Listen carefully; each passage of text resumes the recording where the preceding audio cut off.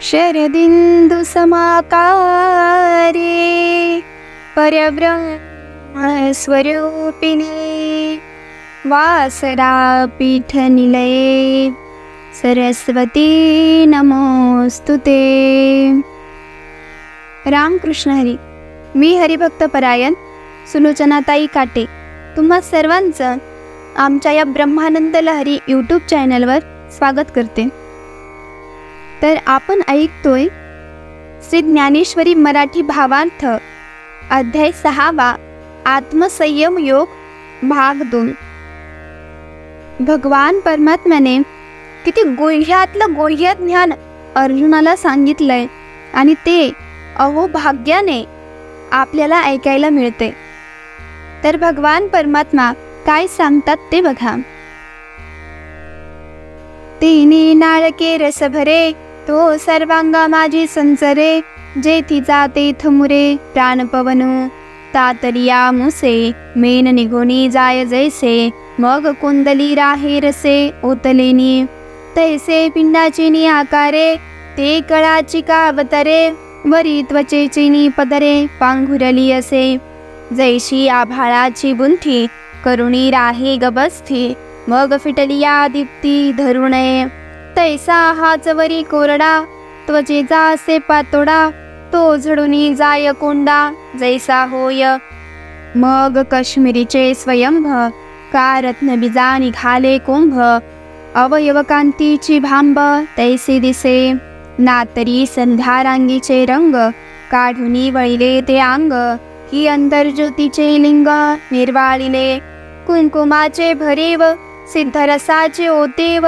मज पाहता सामेव शांती चिते ते आनंद चित्रीचे लेप नातरी महासुखाचे रूप की संतोष तरुचे रूप थांबले जैसे तो कनक चपकांचा कळा की अमृताचा पुतळा नानासा सिन्नला मळा कुबळिकेचा हो काजे शारदेचे निओले चंद्रबिंब पाल्हेले का तेजाची मूर्त बैसले आसनावरी तैसे शरीर होय जे वेळी कुंडलिनी चंद्र पिये मग देहा कृती बिहे कृतांतुगा। भगवान म्हणतात जे चंद्रामृताचे तळे कलते होऊन त्यातील अमृत कुंडलिनीच्या मुखात पडते मग तो रस कुंडलिनीतून सर्व अंगात संचार करू लागतो आणि प्राणवायू जिथल्या तिथे मुरतो। तापलेल्या मुशीतील मेण निघून जाऊन मग ती मूस नुसती ओतलेल्या रसानेच भरून राहते। तसे देहाच्या आकारात अवतरलेले ते अमृत जणू काही मूर्तिमंत तेजरूपी वस्त्रच पांघरायला घेतलेले आहे। जसे ढगाच्या आवरणाने सूर्याचे तेज झाकले गेलेले असते ते आवरण निघून गेल्यावर त्याचे तेज जसे आवरून धरता येत नाही तसे वर असणारा कातडाचा कोरडा पापुत्रा कोंड्यासारखा झडून जातो। मग जणू मूर्तिमंत स्फटिकच अथवा रत्नरूप बीजाला निघालेले अंकुर की काय अशी त्या योग्याच्या अवयवांच्या कांतीची शोभा दिसते। अथवा सायंकाळच्या आकाशाच्या रंगाची लाली काढून ते अंग बनविलेले असावे किंवा आत्मचैतन्याच्या तेजाचे लिंग केलेले असावे।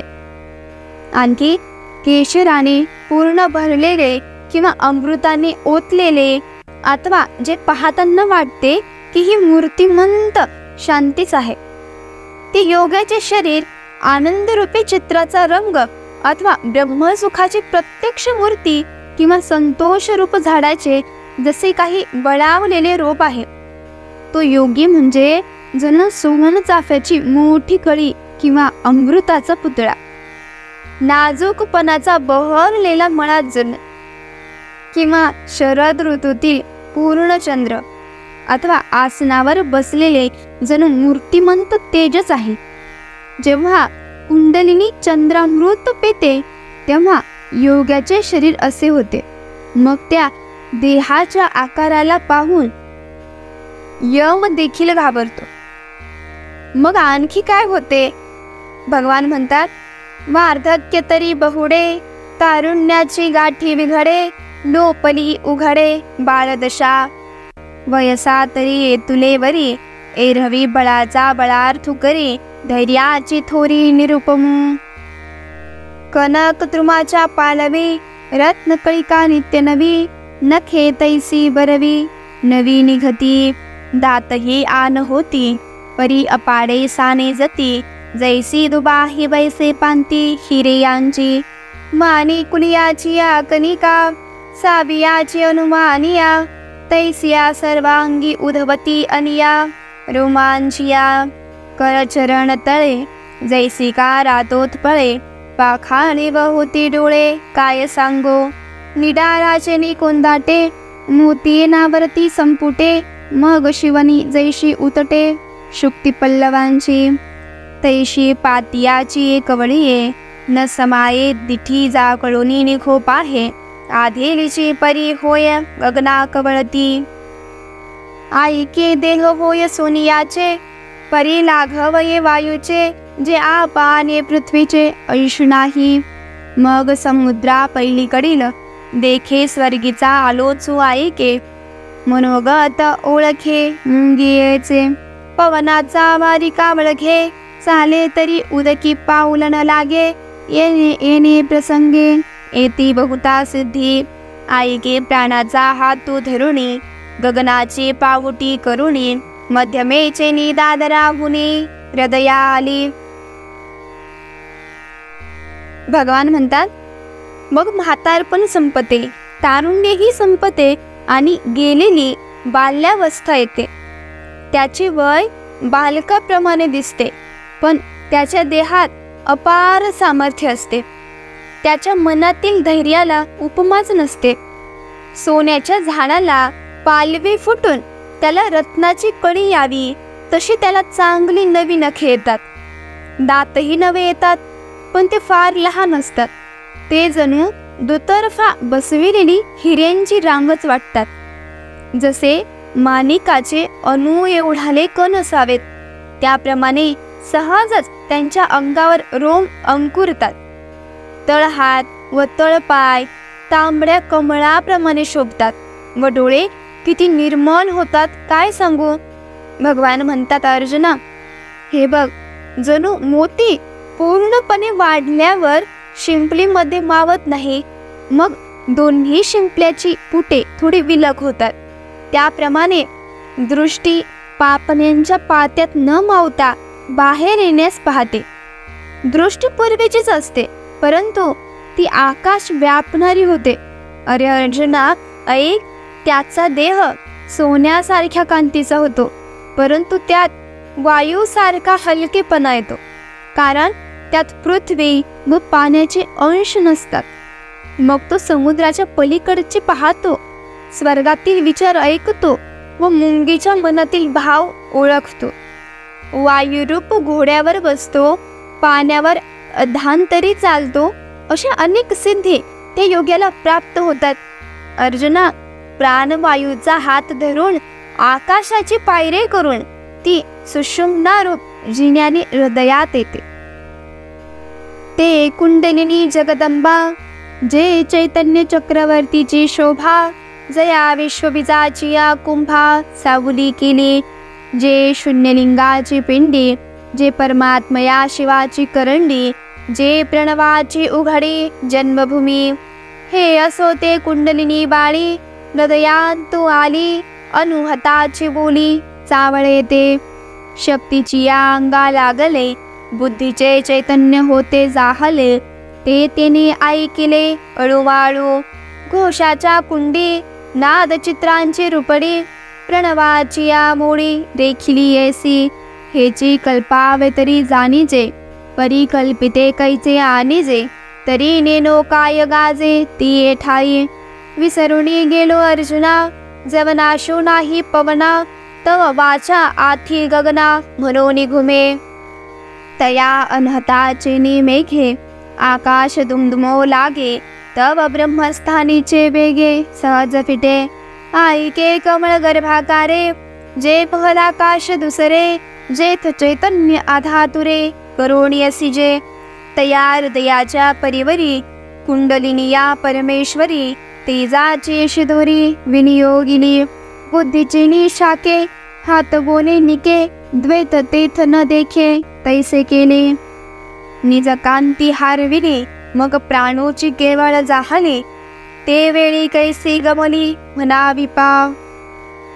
जी कुंडलिनी जगाची आई आहे, चैतन्य सम्राटाची शोभा आहे, जिने विश्वाच्या बीजाच्या कुंभाला सावली केली आहे, जी निराकार ब्रह्माची साकार मूर्ती, जी परमात्मा शिवाची संबळी, जी प्राणाची उघड उघड जन्म आहे, असो ती कुंडलिनी शक्ती जेव्हा हृदयात येते तेव्हा अनाहताच्या शब्दाने बोलते.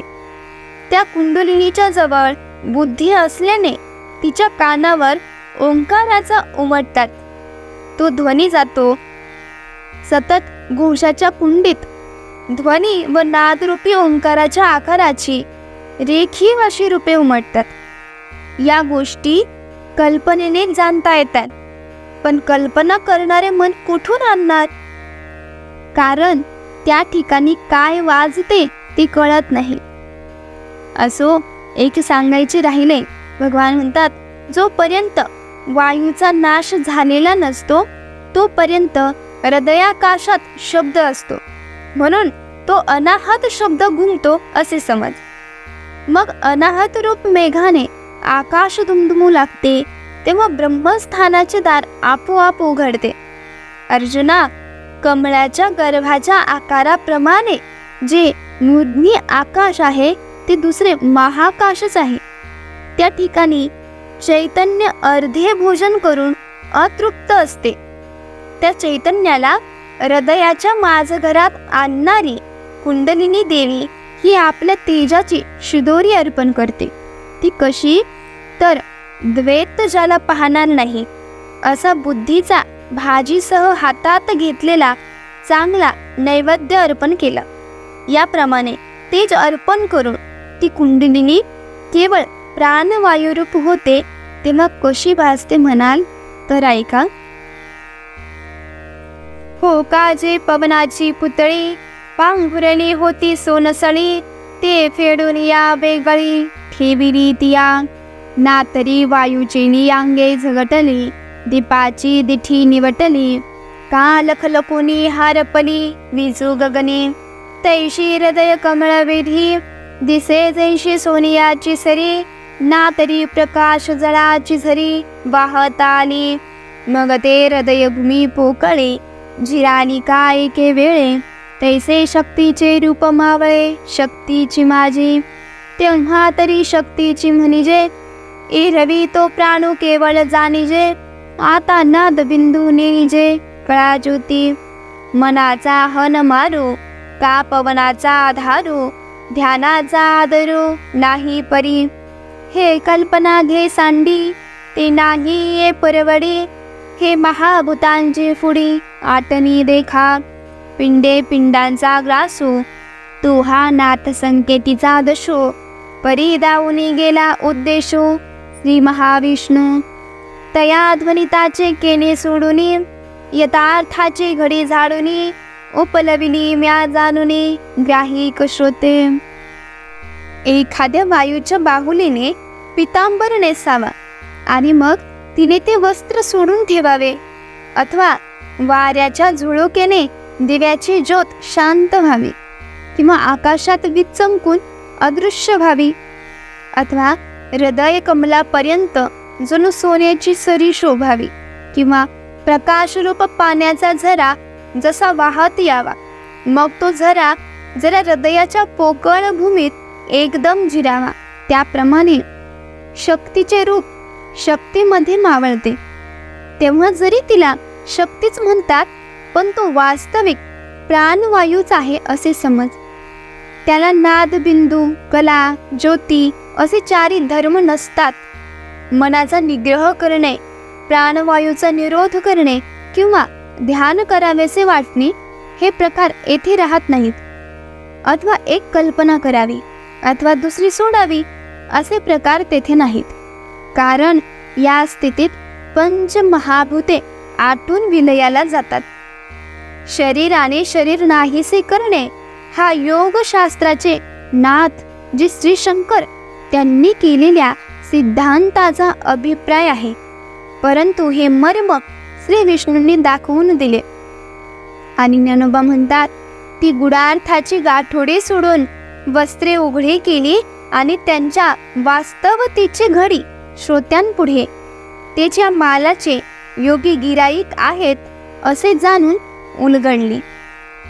आणखी भगवान काय म्हणतात, एके शक्तीचे तेज जेव्हा लोपे, तेथ देहाचे रूप हारपे, मग तो डोळ्या माझी लपे, जगाची एरवी आधिलाची ऐसे, सावयव तरी दिसे, परिवायूचे का जैसे, बळीले होय ना तरी कर्दळीचा गाभा, गुंथी सांडोनी उभा, का अवयवाची नभा, उदयला तो तैसे होय शरीर, ते म्हणजे खेचरा, हे पद होता चमत्कार, पिंडजनी देखे साधको निघोनी जाये, मागा पाऊलाची ओळ राहे, तेथ ठाई ठाई होय अनिमादिक, परी तेने कायका जापनया, अवधार्ये साधनंजया, लोपाथी भूतत्रया, देहीचा देही पृथ्वी ते आप विरवी, आपाते तेज जिरवी, ते जाते पवनु हरवी, हृदया माझी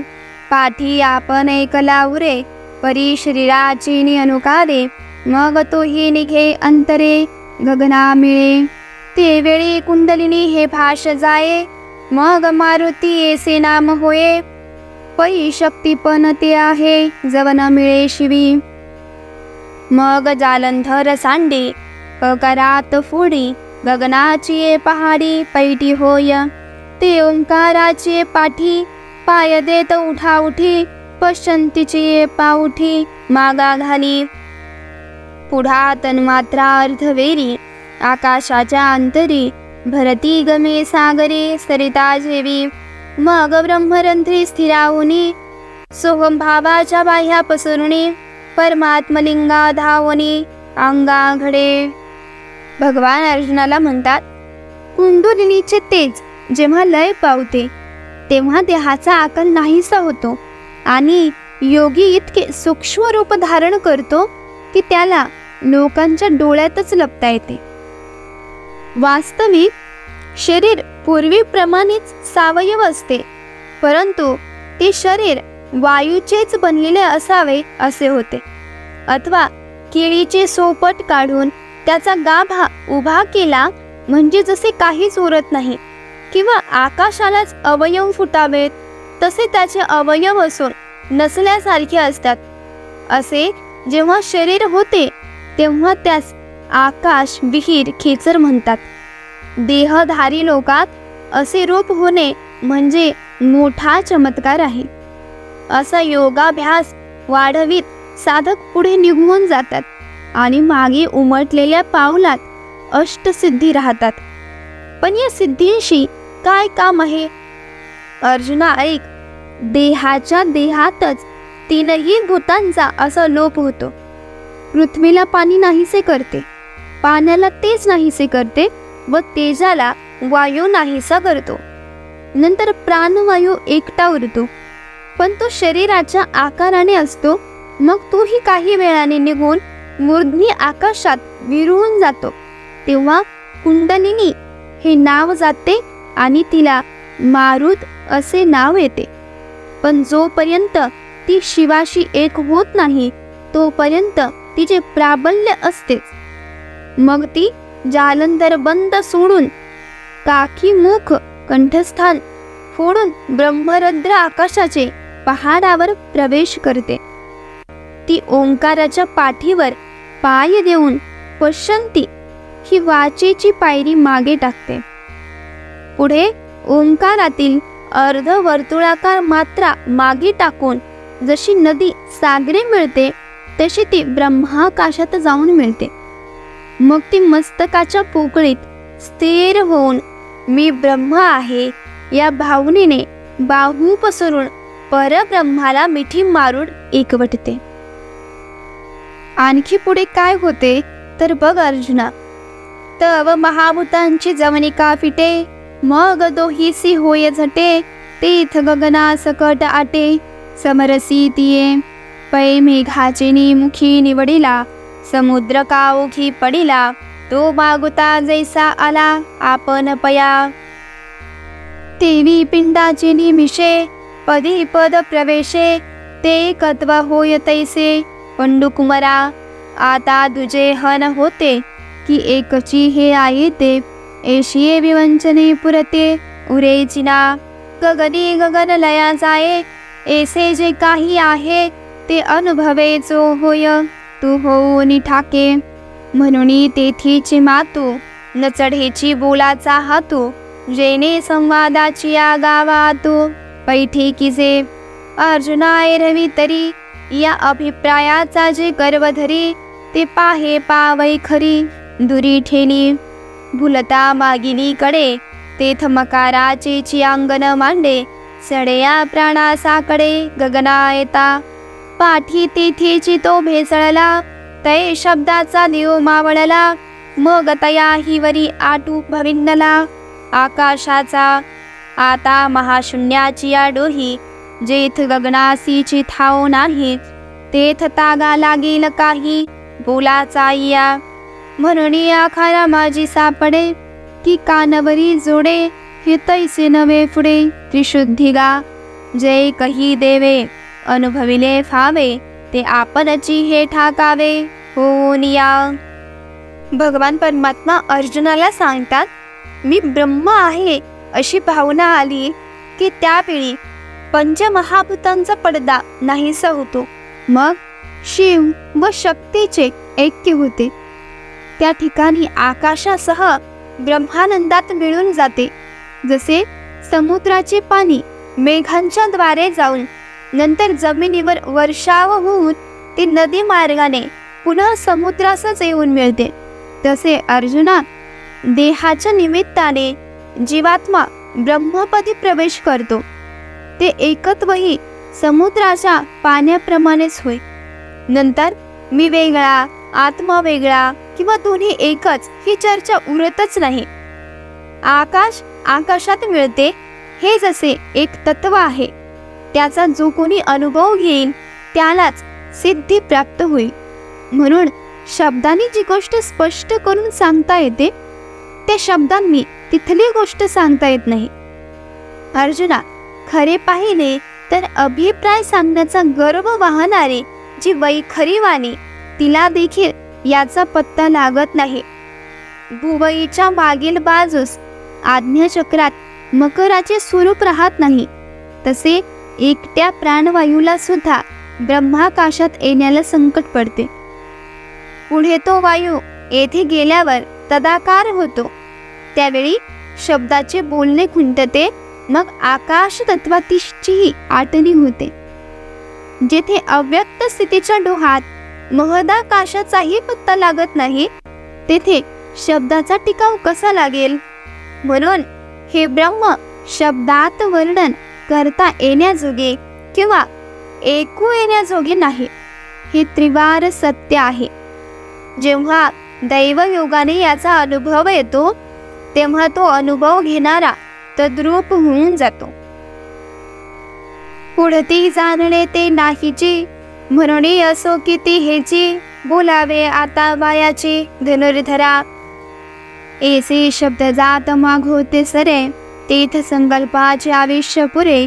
वाराही जेथन शिरे विचाराचा, जे उन्मलियेचे लावण्य, जे तुर्येचे तारुण्य, अनादि जे अगण्य परमतत्व. जे विश्वाचे मूळ, जे योगद्रुमाचे फळ, जे आनंदाचे केवळ चैतन्य गा.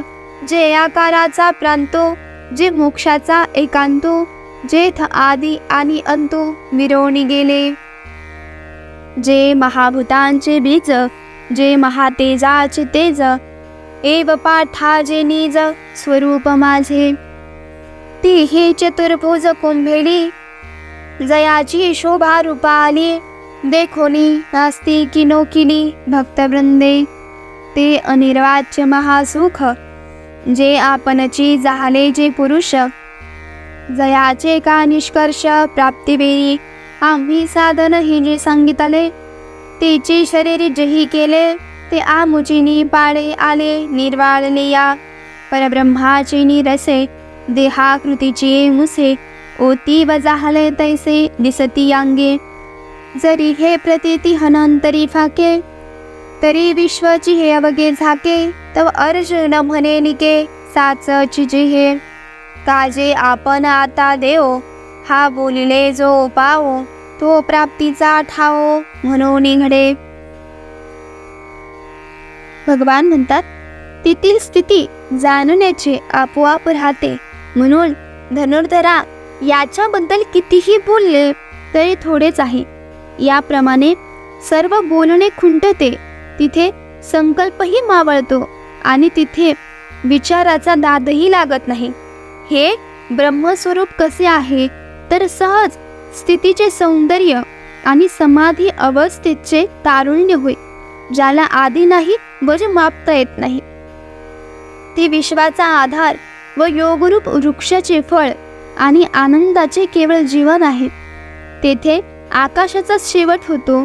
ती मोक्षाची केवळ स्थिती असून त्या ठिकाणी आदी आणि अंत याचा लय झाला आहे. ते ब्रह्म पंचमहाभूतांचे मूळ कारण व महातेजाचे तेज होय. सारांश अर्जुना ते माझे मूळ स्वरूप होय. साधू सज्जनांचा नास्तिकांनी जेव्हा छळ केला तेव्हा हीच चतुर्भुज मूर्ती या स्वरूपापासून आकाराला आली. अर्जुना असेही महासुख अवर्णनीयच, परंतु याची प्राप्ती होईपर्यंत ज्या पुरुषाचे प्रयत्न अव्याहत चालले ते पुरुष स्वयमेव सुखरूप झाले. आम्ही जे अष्टांग योगाचे साधन सांगितले ते जे लोक स्वतः शरीराने करतात ते योगाने तयार झाल्यामुळे माझ्याच योग्यतेस येतात. त्या योग्यांची शरीरे परब्रह्माचा रस देहाकृतीच्या मुशीत ओतल्यासारखी सतेज दिसतात. ज्याला हा अनुभव येईल त्याला हे विश्व मावळून जाईल. तेव्हा अर्जुन म्हणाला, देवा तुमचे बोलणे खरे आहे. आता आपण जो ब्रह्मप्राप्तीचा उपाय सांगितला त्याने ब्रह्मप्राप्ती खात्रीने होईल.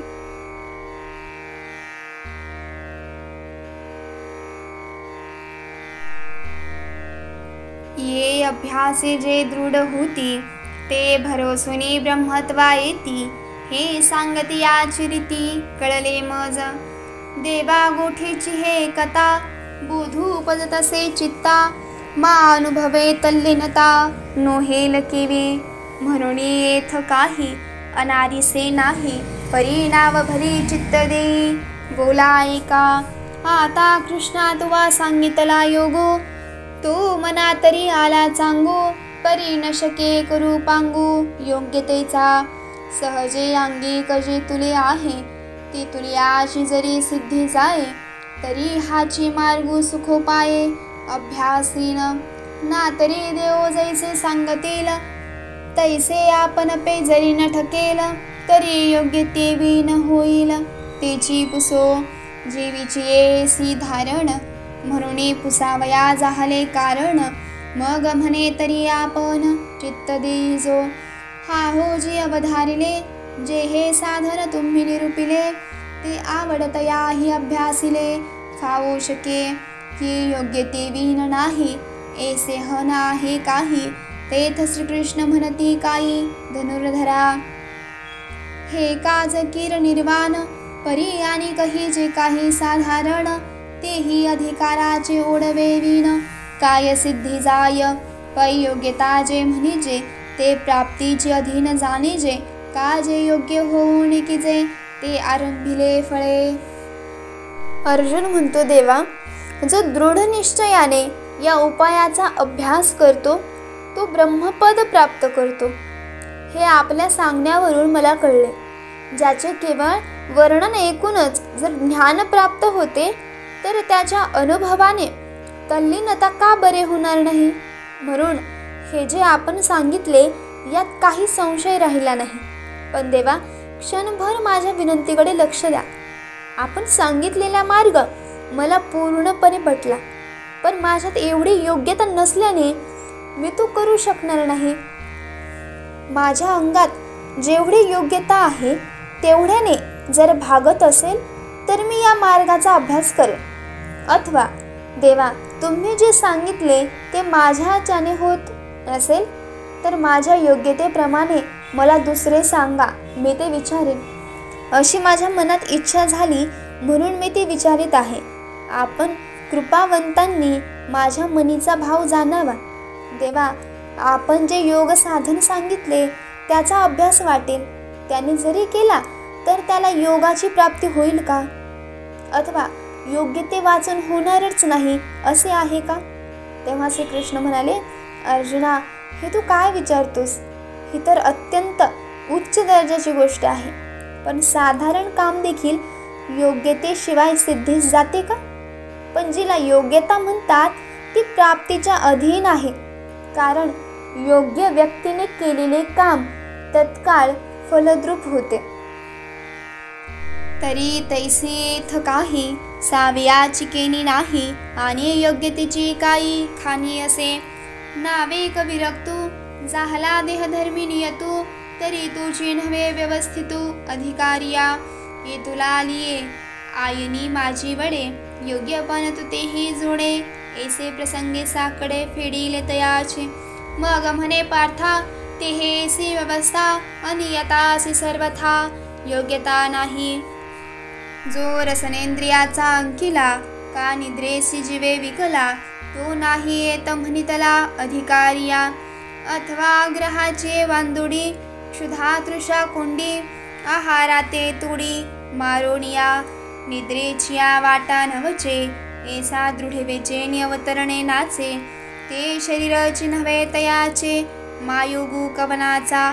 म्हणून अतिशय विषयो सेवावा, तैसा विरोधू नोहावा. का सर्वथा निरोधावा हेही नको. आहार तरी सेविजे, परियुक्तीचे निमापे मविजे. क्रिया जात आचरिजे, तयाची स्थिती. मितला बोली बोलीजे, मितलिया पाऊली चालिजे. निद्रे हे मानो दिजे, अवसरे के. जागणे जरी जाहले, तरी होवावे तेथ मितले. हे तोलेनी धातू साम्य संचले, असेल सहजे. ऐसे युक्तीचे निहाते, जे इंद्रिया ओपेजे भाते.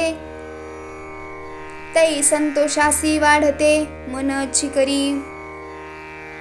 भगवान म्हणतात, अर्जुना, महत्वाचे असे आहे की योग्यता काही सहजपणे लाभत नाही. आणि योग्य पुरुषांची खाण तरी आहे का? परंतु थोडासा विरक्त असून ज्याने देहाच्या गरजा आवरल्या आहेत तोच या कामी योग्य अधिकारी आहे. एवढ्या युक्तीने एवढी योग्यता तुलाही प्राप्त होईल. अशा प्रकारे त्या ठिकाणी देवांनी त्याची अडचण दूर केली. मग देव म्हणाले, अर्जुना, योग प्राप्तीची अशी सुलभ व्यवस्था आहे, परंतु अनियमित मनुष्याला ही योग्यता लाभत नाही. जो जिभेच्या अधीन आहे किंवा ज्याला झोप कधी आवरत नाही त्याला या मार्गाचा अधिकारी म्हणता येत नाही. अथवा जो हट्टाने तहान भूक मारतो आणि कमी जेवण करतो आणि झोपेचे नाव देखील न घेता बळकट अभिमान धरतो, त्याचे शरीर सुद्धा त्याच्या अधीन राहत नाही. मग त्याला योग कसा साध्य होणार? म्हणून विषयांचे अतिसेवन करण्याची किंवा त्यांचा अगदीच त्याग करण्याची इच्छा करू नये. योग्य रीतीने मोजून अन्न ग्रहण करावे, तशाच इतर सर्व क्रिया कराव्यात. मोजके शब्द बोलावेत, नियमित पाऊलांनी चालावे व योग्य वेळी झोपेलाही मान द्यावा. जागावयाचे झाले तर तेही प्रमाणशीर असावे. अशा आचरणाने शरीरातील सप्तधातू समतोल राहतील. अशा नियमितपणाने इंद्रियांची तृप्ती केली म्हणजे आपले मनच संतोषाची वृद्धी करते. बाहेर युक्तीची मुद्रा पडे, तवातात सुख वाढे. ते सहजेची योगू घडे, नाभ्यासिता जैसे भाग्याची आभडसे. उद्यमाचे निमिसे, मग समृद्धी जात आपेसे. घर रिघे तैसा युक्तिमंतु कौतुके अभ्यासाची या मोहरा ठाके आणि आत्मसिद्धीची पिके अनुभवू तयाचा म्हणून युक्ती हे पांडवा घडे जया सदैवा तो अपवर्गीचे राणीवा अलंकारी जे बाह्येंद्रियांना नियमितपणाचे वळण पडते आणि मग अंतःकरणात सुख वाढते. अशा स्थितीत साधकाला विनासायास योग प्राप्त होतो. ज्याप्रमाणे भाग्योदय झाला असता उद्योगाच्या निमित्ताने सर्व ऐश्वर्य आपोआप घरी चालत येते, त्याप्रमाणे नियमाने वागणारा साधक सहज जरी योगाभ्यासाकडे वळला तरी त्यास आत्मस्थितीचा अनुभव येतो. म्हणून अर्जुना, ज्या भाग्यवानाच्या हातून नियमितपणा घडतो तो कैवल्य साम्राज्याचा चक्रवर्ती राजा होतो. युक्ती योगाचे अंग पावे ऐसे प्रयाग जेत होय बरवे ते तक्षत्र संन्यासी स्थिरावे मानस जयाचे तया ते योगयुक्त तू म्हण ही प्रसंगे जाण ते दीपाचे उपलक्षण निर्वातीचिया आता तुझे मनोगत जाणुनी काही एक आम्ही म्हणोनी ते निके चित्त देऊनी परिसावेगा तू प्राप्तीची चाड वाहसी परी अभ्यास दक्षिण हवसी ती सांग पा काय बिहसी दुवाडपणा तरी पार्था हे जने सायास घेशी हो मने वाया बागुल इये दुर्जने इंद्रिय करीती पाहे पा विषाते अढळ करी जे सरते जीवित वारी तया औषधाते वैरी काय जीवान म्हणे ऐसे हितासे जे जे निके ते सदाची या इंद्रिया दुखे ए रवी सोपे योगा सारिखे काही आहे म्हणून आसनाची या गाढिका जो आम्ही अभ्यासू सांगितला अनिका तेने होईल तरी हो का निरोधुया ए रवी तरी येणे योगे जे इंद्रिया विधान लागे ते चित्त भेटो रेगे आपण पेया. नियम आणि योग या दोहेचा जिथे प्रयागरूप संगम होतो त्या ठिकाणी ज्याचे मन क्षेत्र संन्यास करून स्थिर होते त्याला तू योगयुक्त म्हण. आणि हेही तू प्रसंगाने समजून घे की त्या पुरुषाच्या मनाच्या स्थितीला निर्वात स्थळीच्या दिव्याची उपमाच योग्य होईल. आता तुझे मनोगत जाणून मी तुला जे काही सांगतो ते तू लक्ष देऊन ऐक. अर्जुना, तू योग प्राप्तीची इच्छा बाळगतोस पण अभ्यासाकडे तुझे लक्ष नाही. तुला योगातल्या कठीणतेची भीती वाटते का? यात खूप कष्ट आहेत असा दुराग्रह मनात बाळगू नकोस. अरे, ही सारी दुष्ट इंद्रिय उगाचच मनाला भीती दाखवित असतात. पहा, जे औषध आपले आयुष्य वाढविते आणि मृत्यू टाळते त्या औषधाला देखील जीभ शत्रू मानित नाही का? असे जे जे हितकर ते ते इंद्रियांना दुःखदायकच वाटते. एरवी योगासारखे सोपे काही आहे का? म्हणून आसनाच्या बळकटपणापासून आरंभ करून जो आम्ही तुला योगाभ्यास सांगितला त्या योगानेच झाला तर या इंद्रियांचा निग्रह होईल. एरवी योगामुळे इंद्रियांचे दमन जरी झाले तरी चित्त आत्म्याच्या भेटीला उतावीळ होते. परतुनी पाठीमोरे ठाके आणि आपण या ते आपण देखे देखत खेळ ओळखे म्हणे तत्व हे मी ती ओळखीची सारिसे सुखाची या साम्राज्य बैसे मग आपण या समरसे विरोणी जाय जया परते अनेक नाही जया ते इंद्रिय नेनती कै ते आपणची आपुलिया ठाई होनी ठाके मग मेरूपासुनी थोरे देह दुःखाची नि डोंगरे दाटे झोपा पडे भरे चित्त न दटे का शस्त्रेवरी तोडिलिया देह अग्नि माझी पडलिया चित्त महासुखी पहुडलिया चिओ चिनये ऐसे आपण पारिगोनी ठाये मग देहाची वासून पाहे आणि कची सुख होऊनी जाये म्हणून विसरे जया सुखाची या गोडी मग आरतीची खिसेची सोडी संसाराची या तोंडी गुंतले जे जे योगाचे बरब संतोषाची राणीव ज्ञानाची जाणीव जया लागी.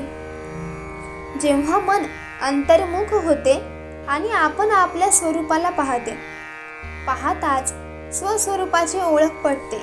ते तत्व मीच आहे अशी जाणीव होते. त्या ओळखीबरोबरच ते सुखाच्या साम्राज्यावर बसते आणि तिथे आत्मेशी समरस होऊन चित्ताचा चित्तपणा नाहीसा होतो. ज्याहून दुसरे काही नाही व ज्याचे इंद्रियाला केव्हाच ज्ञान होत नाही असे जे चैतन्य, ते मन स्वतःच स्वतःच्या ठिकाणी होऊन राहते. मग मेरू पर्वतापेक्षाही मोठे दुःख त्याच्या देहावर पडले तरी त्याच्या भाराने त्याचे चित्त दडपले जात नाही.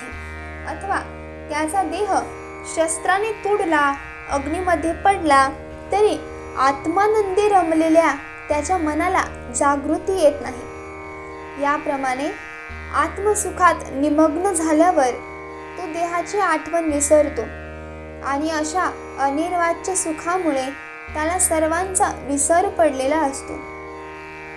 संसाराची चटक लागलेल्या, संसारात गुंतलेल्या मनाला या सुखाच्या गोडीमुळे आता विषयांचे स्मरण देखील होत नाही.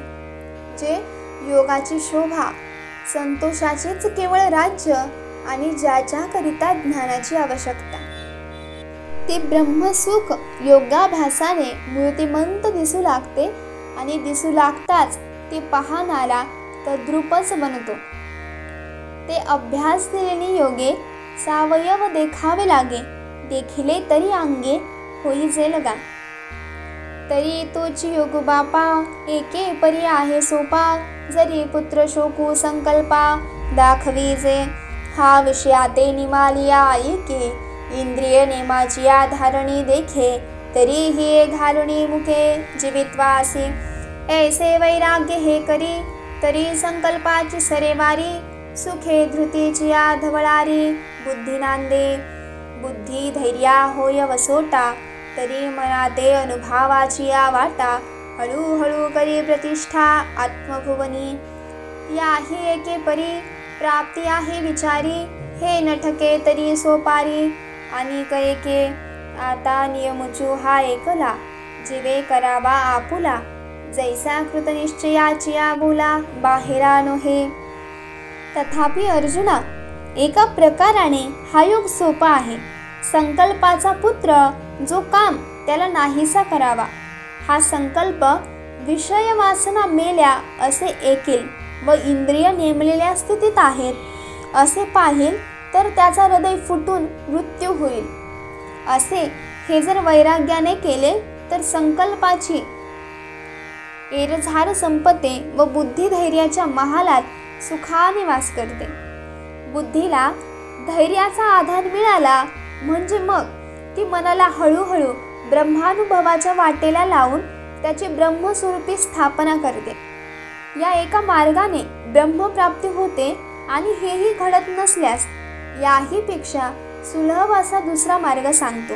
भगवान म्हणतात, ऐक, साधकाने एकदा नियम करावा की एकदा केलेला निश्चय टाळावयाचा नाही.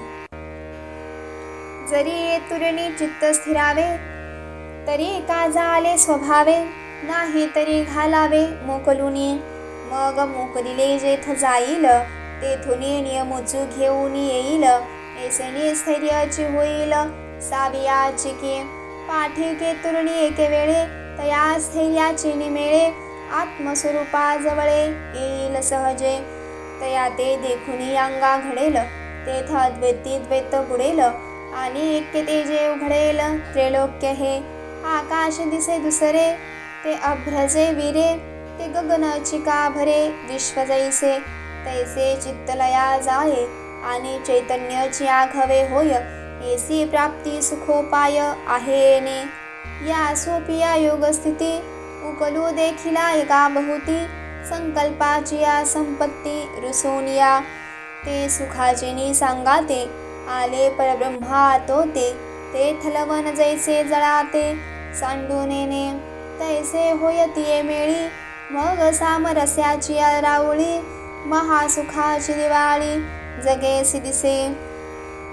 अशा निश्चयाने जर चित्त स्थिर झाले तर अनायासेच काम झाले, पण असे जर झाले नाही तर त्या चित्ताला खुशाल स्वैर भटकू द्यावे. मग ते चित्त मोकळे सुटल्यावर जिथे जाईल तिथून निश्चय त्याला परत घेऊन येईल आणि अशा प्रकारे ते तत्काळ स्थिर होऊन राहील. नंतर काही वेळाने स्थैर्याच्या बळाने मन सहज आत्मस्वरूपाजवळ येईल. मग आत्मस्वरूपास पाहून त्यात मिसळून जाईल. तेव्हा द्वैत अद्वैत नाहीसे होऊन ऐक्याच्या तेजाने विश्व प्रकाशेल. आकाशात दिसणारे ढग नाहीसे झाले की जसे संपूर्ण विश्व आकाशानेच भरलेले दिसते, तसे चित्त आत्मस्वरूपी लयास गेले की संपूर्ण विश्व चैतन्यमयच होते. या सुलभ उपायाने अशा प्रकारची सिद्धी प्राप्त होते. मनातील संकल्प विकल्प सोडून जे या सोप्या योगस्थितीचा पुष्कळ अनुभव घेऊन सुखी झाले, त्या सुखाच्या संगतीने परब्रह्मपदास येऊन पोहोचले. जसे मीठ पाण्यात मिसळले की ते वेगळे राहत नाही, याप्रमाणे योगी तद्रूप होतात आणि मग ते ब्रह्मानंदाच्या मंदिरात महासुखाची दिवाळी झाल्याप्रमाणे सर्व जग पाहतात.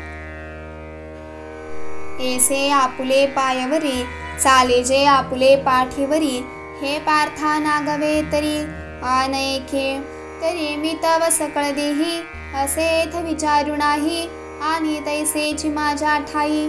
सकळ असे हे ऐसेची संचले परस्परे मिसळले, बुद्धी घेपे तुले होवा वेगा.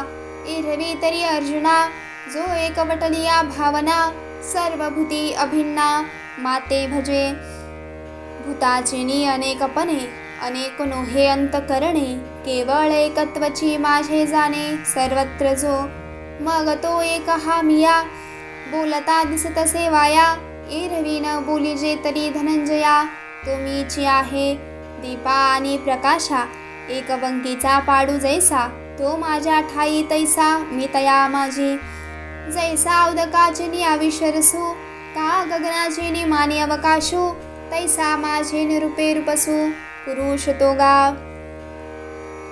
हे आपल्या पायांनी आपल्या पाठीवर चालण्यासारखे आहे.